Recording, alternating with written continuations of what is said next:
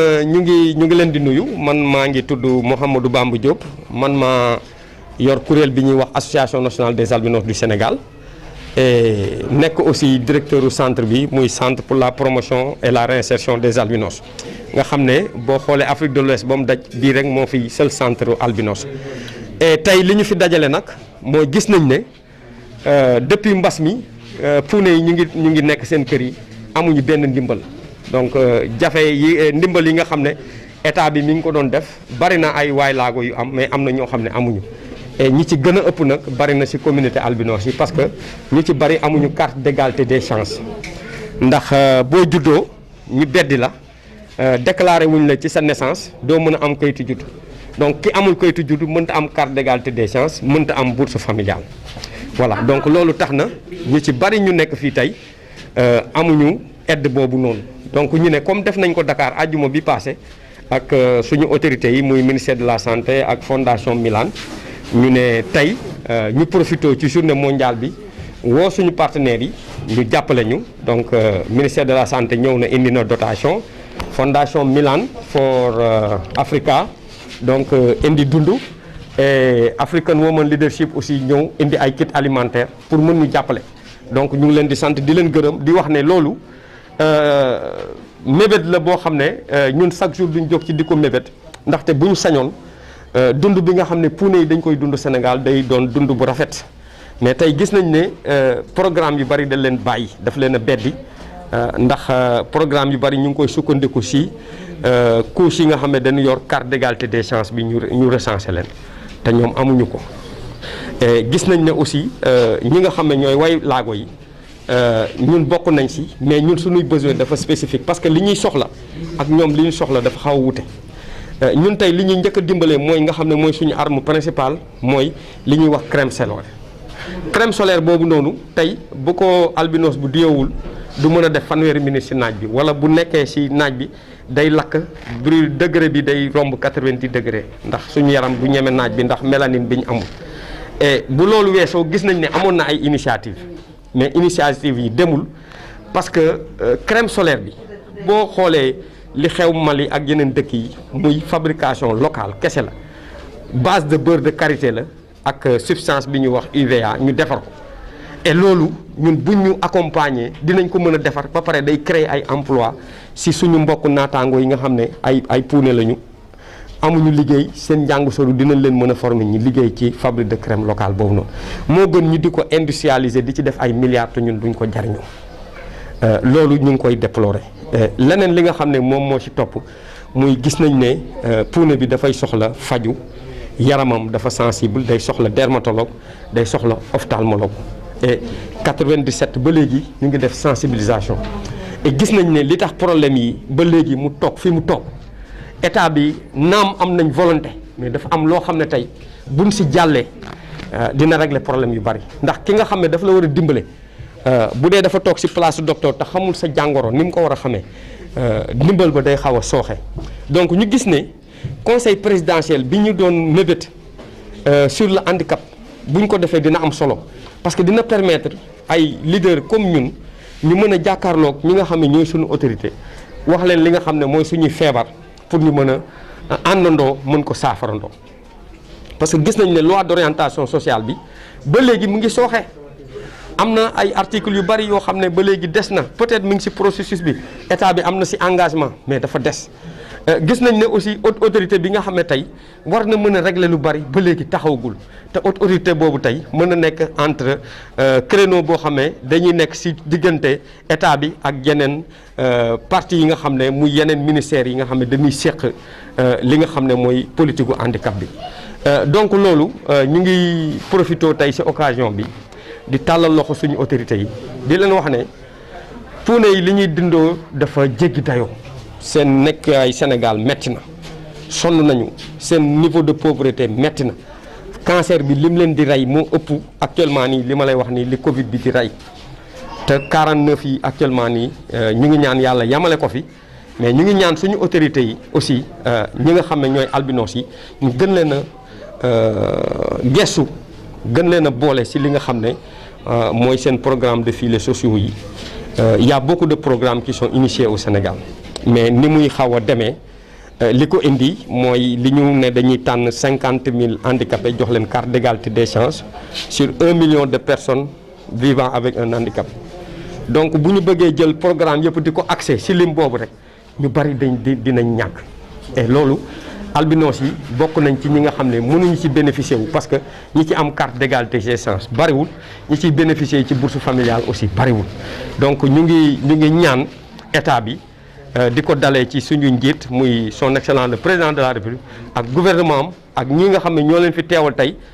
muy waa ministère donc de la santé et de l'action sociale par l'intermédiaire de la direction générale de l'action sociale ñu mën a yëkkati information bi jox ko donc ñi ko war a déglu muy le ministre de la santé mu jébbal ko ki nga xam ne mooy son excellence le président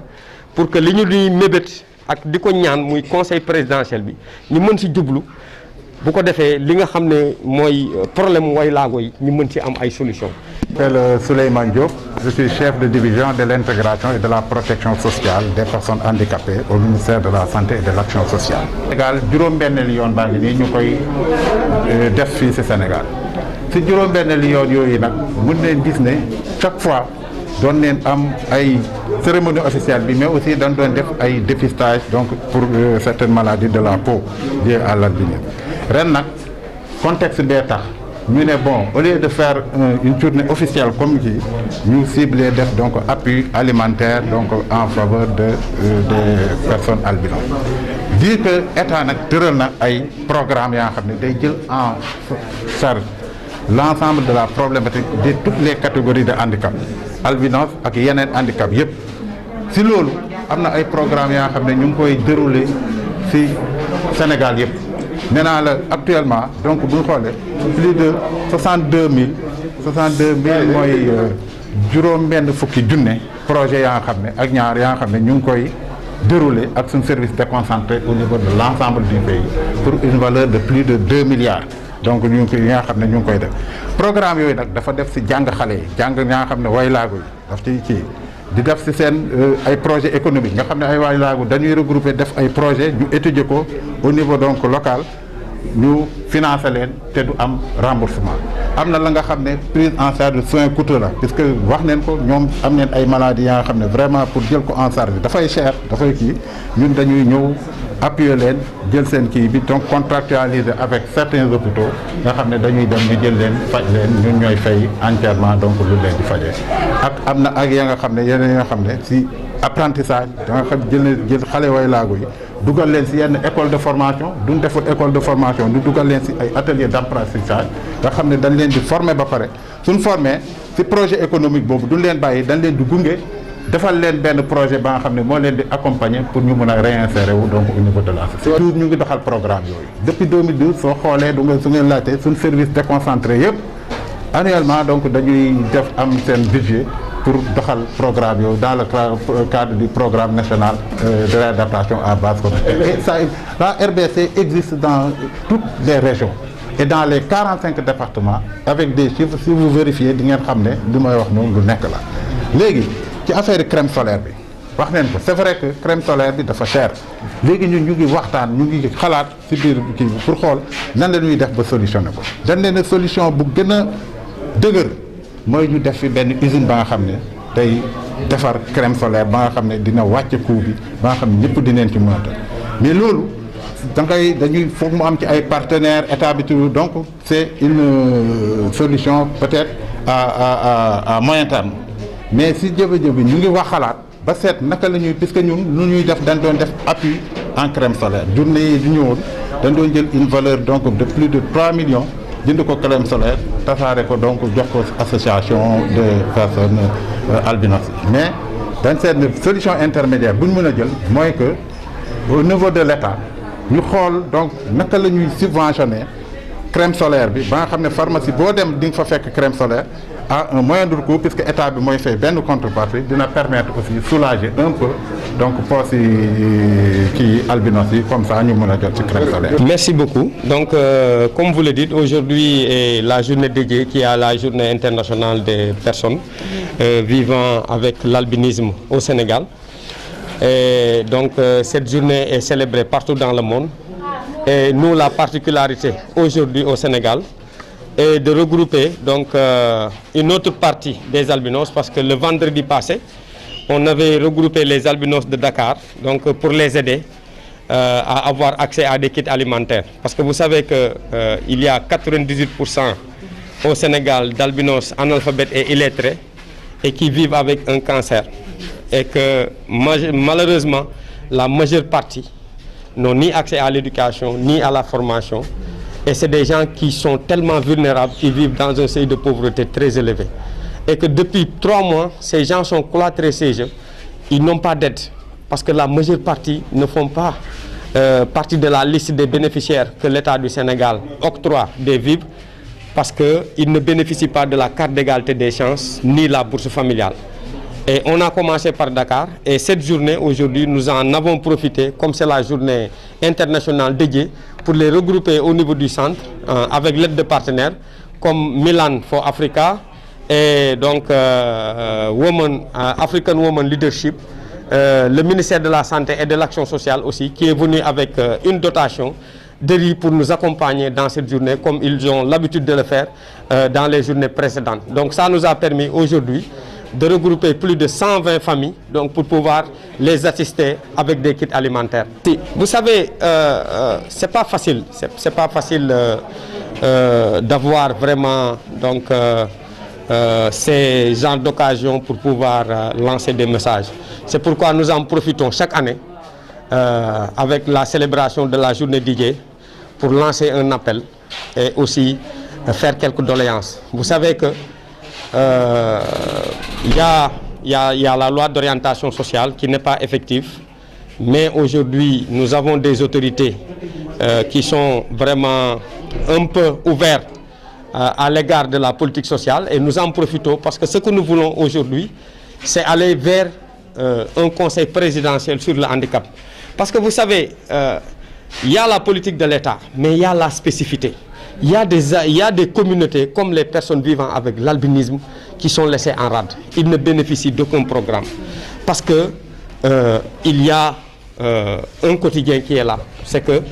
quand vous êtes marginalisé, quand vous n'êtes pas compté parmi la population, c'est difficile. Et vous savez, tout ça, c'est le manque de sensibilisation. Et la sensibilisation, c'est les moyens. Quand l'association n'a pas de moyens, l'association ne vit que de subventions. Quand l'association n'a pas de partenaires, c'est tellement difficile. Donc aujourd'hui, ce que nous pouvons, c'est bénéficier de ces journées pour sortir nos doléances. Et nos doléances sont là. Les albinos, vous les voyez, ils vivent dans un seuil de pauvreté.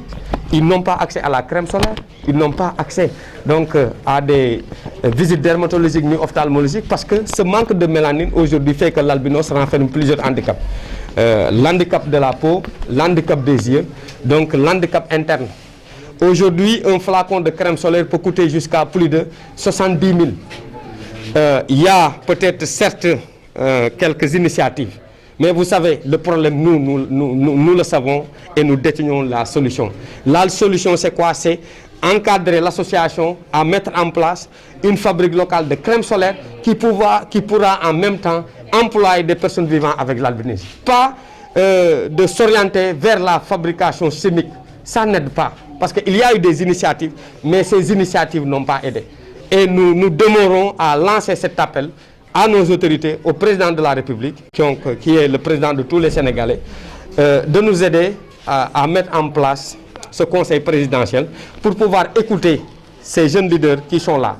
Des gens qui maîtrisent leurs problèmes, qui savent leurs problèmes et qui ont les solutions. Parce que si nous ne sommes pas impliqués, si nous ne sommes pas intégrés, ces problèmes resteront là et il n'y aura pas de solution. Parce qu'on ne peut pas être à la place du bénéficiaire. Il faut que le bénéficiaire soit impliqué à 100% pour que les solutions puissent être mises en évidence et qu'on arrive vraiment à les résoudre. Et nous détenons nos problèmes, nous détenons aussi nos solutions. Donc aujourd'hui, vous savez, le problème aussi, c'est qu'il n'y a pas de spécialisation sur la dermatologie et sur l'ophtalmologie. Parce qu'un albinos a besoin, au-delà d'un dermatologue spécialisé. Et cette spécialisation prend presque 8 ans de formation, ce que beaucoup de dermatologues ne font pas. Pour la vision aussi, il faut, au-delà de la vision, un optométricien. Actuellement, il n'y a que l'ONG Sightsaver qui travaille avec l'État du Sénégal et qui a amené donc, quelques spécialistes, mais qui travaillent dans le programme du glaucome. Donc je pense que avec l'assistance de nos autorités qui sont là, qui représentent l'État, le ministère de la Santé, je pense que si l'information est remontée, Inch'Allah, et que ça n'entre pas dans l'oreille d'un sourd,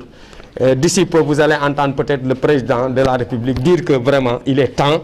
d'instaurer ce conseil présidentiel qui pourra vraiment aider à l'application effective de la loi d'orientation sociale qui pourra aujourd'hui régler donc, les problèmes auxquels les couches vulnérables comme les albinos sont en train de vivre au Sénégal. Oui, vous savez, les albinos sont en train de mourir en silence. Le Sénégal ne compte que 40 et quelques morts du Covid et c'est la ruée totale. Nous prions pour tous ceux qui sont décédés et prions aussi pour que cette pandémie puisse quitter le Sénégal. Mais vous savez, il y a d'autres personnes qui sont là, qui meurent d'une pandémie beaucoup plus dangereuse qui est le cancer de la peau et malheureusement qui meurent en silence et qu'il n'y a pas de réaction. Aujourd'hui, nous avons des albinos qui ont des cancers très avancés, qui ont besoin d'aide, qui tendent la main pour sortir de ce gouffre dont ils vivent. Et je pense que c'est l'occasion aussi de lancer un autre appel dans ce sens, donc de demander à l'État vraiment